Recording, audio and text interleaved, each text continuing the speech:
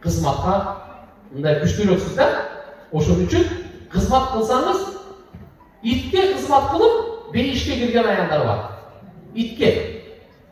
Ит ыплас жаныбарлардан экинчи орунда турат чуркоодон кийин. Пайгамбар хадисте айткан, бир ит суусап чаңкап өлөйүн деп калды. Тилин чыгарып өлөйүн деп калганда бир зынакор аял, Бани Исраилден зынакор аял. Ошол итке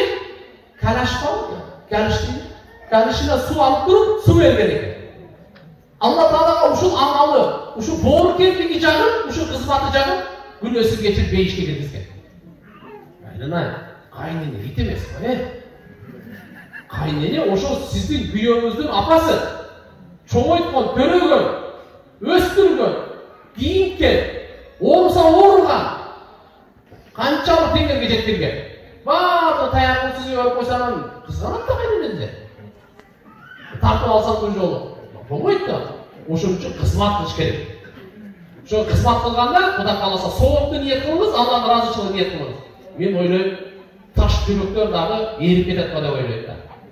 Кудай кааласа иншалла, мына ысытма суутма бул чыпкар эмес, чын айтайын. Сиз кызмат менен амалды кылыңыз, бар ордуна келет. Биз өзүбүздү эле оңдойлук. Ана мындай дебейт, бул мага эмне жакшылык кылды деп. Сиз айтыңыз, мен буга эмне жакшылык кылдым? Жакшылык кайтпаса, кыжалып болбоңуз. Өкүнбөңүз.